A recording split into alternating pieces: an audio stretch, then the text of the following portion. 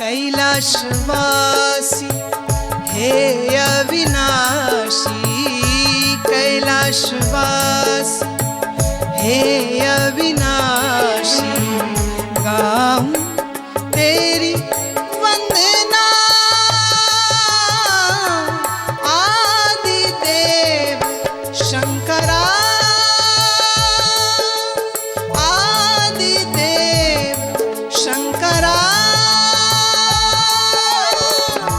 तेरी है कृपा, तेरी हो कृपा, आदि देव शंकरा, आदि देव शंकरा।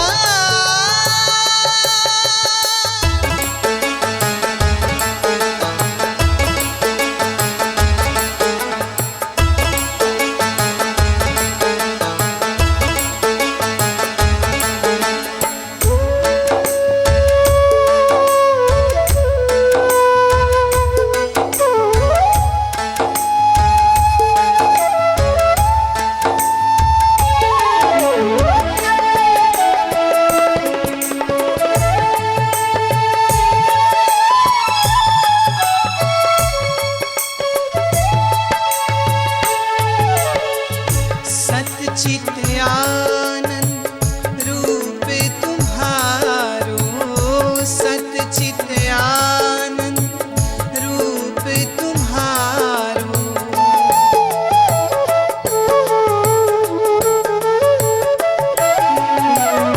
सच्चित आनंद रूप तुम्हारो, सच्चित आनंद रूप तुम्हारो, वो ही रूप मेरा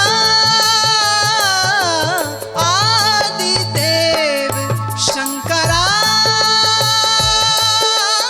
आदि देव शंकरा, तेरी हो कृपा, तेरी हो कृपा, आदि देव शंकरा, आदि देव शंकरा।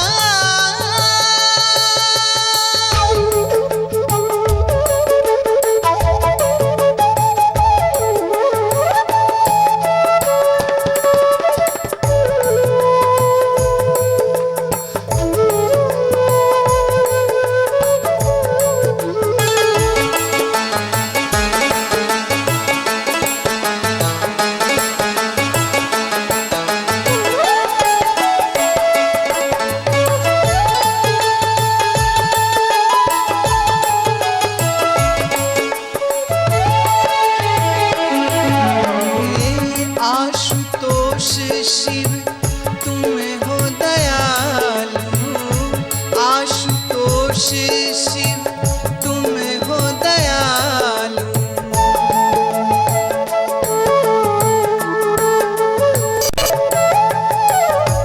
आशुतोष शिव तुम हो दयालु, आशुतोष शिव तुम हो दयालु, पीड़ा देते तुम मिटा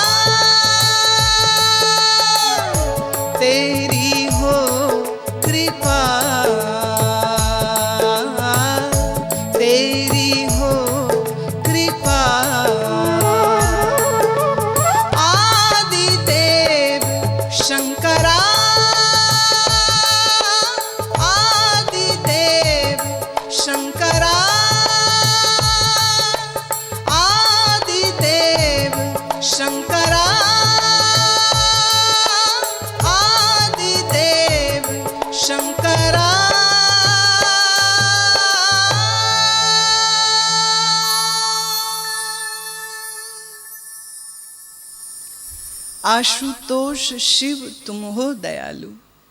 आशुतोष का अर्थ होता है जल्दी से दया करने वाला, जल्दी से कृपा कर देने वाला। महादेव को, गुरु को आशुतोष हम कहते हैं, क्योंकि ये पीड़ा मिटा देता है। पीड़ा देते मिटा, तुम पीड़ा मिटा देते हो। सच तो ये है, वो पीड़ा मिटाता नहीं, जो उसके करीब हो जाता है उसकी पीड़ाएं अपने आप मिट जाती। अगर हम ये कहें कि भगवान पीड़ा मिटाते हैं, तो जिस जिस को पीड़ा हो रही हो वो तो लड़ेगा ना, भगवान मेरी पीड़ा क्यों नहीं मिटा रहा। जिसको भी तकलीफ हो, शारीरिक दुख हो, मानसिक दुख हो, आर्थिक दुख हो, तो क्या कहेगा, भगवान पीड़ा मिटाते हैं, मिटा सकते हैं, मेरी पीड़ा नहीं मिटाते, दूसरों की मिटा रहे हैं, क्यों? मेरी पीड़ा भगवान बिल्कुल नहीं मिटा सकता, बेचारे भगवान को और कोई काम नहीं। तुम तो बिना बात के दुखी होते रहते हो। जैसे लोग, साइंटिस्ट नई नई चीजें बनाते हैं, वैज्ञानिक का क्या काम है, नई नई चीजें बनाते हैं। संगीतकार का क्या काम है, नई नई धुन बनाते हैं। आजकल तो नए नए राग भी बनाते हैं। पत्नी के नाम से भी राग है, माँ के नाम से भी राग है, सबके नाम पे राग होते। तो खैर अच्छी बात है ना, नया नया सृजन करते, बहुत अच्छी बात। कोई मैन्युफैक्चरर है तो वो भी कुछ ना कुछ अपनी लाइन की चीजों को बनाता है। कहानीकार है, कहानी बनाता है। नृत्यकार है, नृत्य बनाता है। संगीतकार है, संगीत बनाता है। और आपको पता आपकी विशेषता क्या है? दुखकार।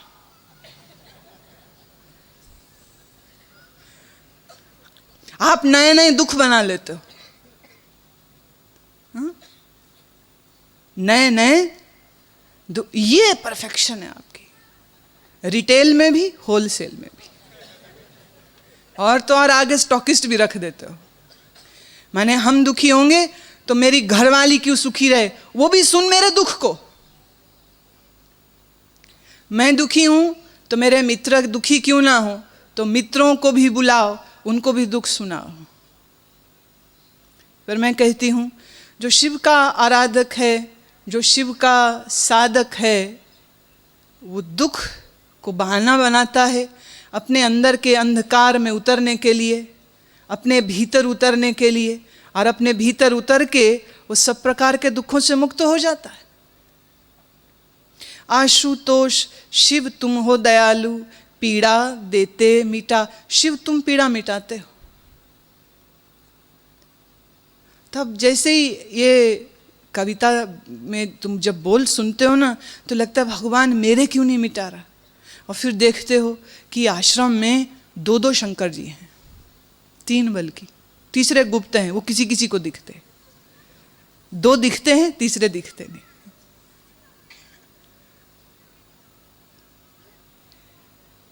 किसी ने देखे तीन, एक तो ये मेरी दाईं ओर मृत्युंजय, ये जो स्वरूप है मृत्युंजय। आज थोड़ी चर्चा में इसकी करना चाह रही हूं। अक्सर लोग पूछते हैं कि शिवपिंडी पर यह भयानक शक्ल किसकी है? मैं तुम्हारे मन की है। कौन कहता है कि मन दिखता नहीं? देखो तुम्हारा मन ऐसा ही है। पर यह मूर्त सूचक है, चिन्ह है। It is telling you a story. अगर शिव का आप चेहरा देखें तो शिव के चेहरे पर भाव है आनंद का, सहजता का। जैसे कोई गहन साधना करने के बाद, अपने लक्ष्य को प्राप्त कर लेने के बाद पूर्णतः विराम में आ जाए, चेहरा उस भाव में।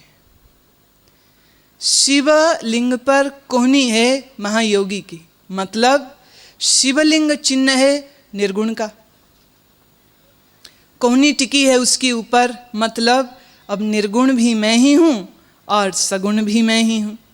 और उसी शिव पिंडी पर चित्र है ये भयंकर सी शक्ल का, क्योंकि मौत से सब डरते हैं ना, तो उसी मृत्यु का चिन्ह बनाया कि मृत्यु से पार होने के लिए निर्गुण का बोध कर ले। निर्गुण का बोध कर लेगा तो वैसी ही मुस्कान तेरे चेहरे पे आ जाएगी जैसी महादेव के होंठों पर है। एक तो है ये भोलेनाथ, मस्त बाबा है ये मस्त है। दूसरे ज्ञानी गुरु हमारे गुरु मंदिर में जो मौजूद है।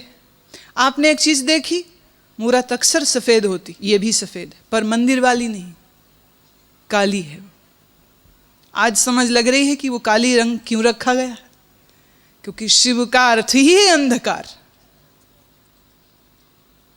अब सैकड़ों बार तुम आए होगे, बुद्धुओं की तरह सर झुकाए होगे, घर वापस गए होगे, कभी ना समझ लगी होगी कि ऐसा क्यों। आज बुद्धुओं से बुद्ध बनो। आज जब मंदिर जाओ तो आज समझते हुए प्रणाम करना सूचक है। मैंने कहा ना, अंधकार रंग चिन्ह है सृजन का, जीवन का, ज्ञान का, चिन्मयता का। तो दो तो ये मूर्त है, तीसरा अमूर्त है। और उसी तीसरे अमूर्त तक पहुंचने के लिए यह बात कही, सतचित आनंद रूप तुम्हारो वही रूप मेरा। तेरा रूप सत्य है, तेरा रूप चैतन्य है, तेरा रूप आनंद है। तेरा ही नहीं, जब अपने भीतर झांक के देखा तो मन के इस पर्दे को हटा के देखा, मन के भीतर पड़े हुए इस अज्ञान को हटा के देखा तो जाना वही रूप तो मेरा भी है। पहले बाहर देखा, फिर भीतर देखा। भक्त बाहर से शुरू होता है, पहुंचता है भीतर। ज्ञानी भीतर से शुरू होता है, पहुंचता है बाहर। भक्त बाहर देखता है, उसकी मूर्त को, उसके स्वरूप को, उसकी पिंडी को, उसके मंत्र को बाहर देखता है, और फिर देखते देखते भीतर पहुंचता है। ज्ञानी शुरू ही भीतर से होता है, अपने आप से ही शुरू होता है। और जब वो अपने आप को देखता है और अपनी निजता में सच्चितानंद को देखता है तो उसी सच्चितानंद की झलक फिर बाहर दिखती। तो सच्चितानंद रूप तुम्हारो वही रूप मेरा। तो जब वही रूप मेरा है तो शिवरात्रि किसी और की थोड़े ना हुई, शिवरात्रि तो फिर मेरी ही रात्रि हुई ना। शिवरात्रि मेरी ही रात्रि, तो ये मेरे जागरण की रात्रि है। So it is a night for awakening. Night is normally to be slept, but this night is for the goal of waking up. ये रात जागने की है, ये रात सोने की नहीं होती। जागरण के विषय में मैं पहले भी कह चुकी हूं। जागरण किसको कहते हैं वो मैं पहले आपको बताया। उसी जागरण की साधना करने की ये घड़ी है। और याद रहे, आज की रात वैसे भी अंधेरी होती है, तो इस अंधेरी रात में अंधकार पर त्राटक करते हुए शिव तत्व के ऊपर अपने चिंतन को लेकर आए, और फिर भीतर और बाहर के इस भेद को जिसने मिटाया, भीतर बाहर का भेद जिसका विलीन हो गया, कह सकते हैं उसी की फिर शिवरात्रि हो जाती है।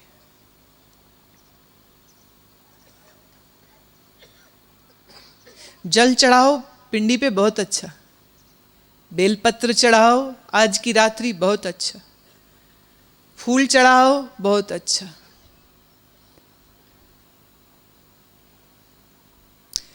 पर इसका कोई ज्यादा फायदा नहीं होने वाला। तुम्हारे चढ़ाए हुए पत्ते जल्दी ही हटा दिए जाएंगे ताकि और लोग पत्ते चढ़ा सके, नहीं? ऐसा ही होता है। आपके चढ़ाए हुए फूल जल्दी ही हटा दिए जाएंगे, क्यों? क्योंकि दूसरों के चढ़ने।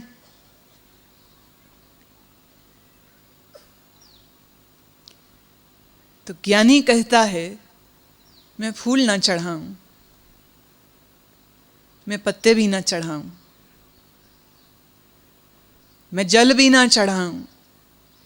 हे शिव, मैं मेरा अंधकार तुमको चढ़ाता हूं, मैं मेरा तमस तुमको देता। मेरा अंधकार मैं तुझको देता हूं, क्योंकि मूलतः तत्वतः तू भी अंधकार है। तुझी अंधकार से चिन्ह मात्र चित्ती शक्ति पैदा हुई है, और इसी चित्त शक्ति के विलास से सारी सृष्टि हुई। मेरा मन भी हुआ। भक्त कहता है तो फिर मेरे मन में मौजूद तमस, मेरे मन में मौजूद अंधकार फिर मेरा कैसे हुआ? वो भी तो तेरा ही है। और सच तो ये है, जो शिव को अपना तमस, जो शिव को अपना अंधकार दे दे, उसको कौन हटाएगा? दो ढंग होते हैं हर चीज के, सस्ते और महंगे। सस्ता ढंग ये कि आप बिल्व पत्र जल चढ़ाओ, प्रणाम करो शिव पिंडी पर, हो गई शिवरात्रि। पर महंगा ढंग है ये जो मैं कह रही हूं, जहां आप अपने मन के तमस को, आप अपने मन के अंधकार को ही उसको समर्पित कर देते। और है ना अजब बात, महादेव के जटाओं में कहते चंद्रमा है, अर्ध चंद्रमा, आधा चांद। रोशनी तो है, आधी है, पूरी नहीं। क्यों? आधा चांद चिन्ह है आदमी के मन का। आदमी का मन कुछ भी पूरा नहीं करता है ना, सब आधा आधा ही करता है। तो शिव की जटा में कहा आधा चंद्र है, किस लिए? सूचना दे रहा है, आधे मन से ही सही, भले तू मेरे मार्ग पर चल तो सही, रोशनी में फिर भी पूरी तुझको दूंगा। तू भले आधे मन से आएगा, पर आए तो सही। इसीलिए तो महादेव को कहा आशुतोष। बहुत थोड़ा, बहुत कम करने पर भी जो वापसी बहुत अधिक दे देता है, भगवान को हम आशुतोष कहते, पीड़ा हरते। फिर कह दूं, वो पीड़ा हरते नहीं, मैं जितना उनके करीब चला जाता हूं, मेरी पीड़ाएं उतनी हरी जाती। तो अगर तुम दुखी हो तो इसलिए नहीं कि भगवान तुम्हारे दुख दूर नहीं कर रहा। अगर तुम दुखी हो तो इसलिए हो क्योंकि तुम दुख का कारोबार करते हो, तुम रोज नए नए दुख खड़े करते हो और अपने आप को उस सच्चिदानंद से दूर रखते हो।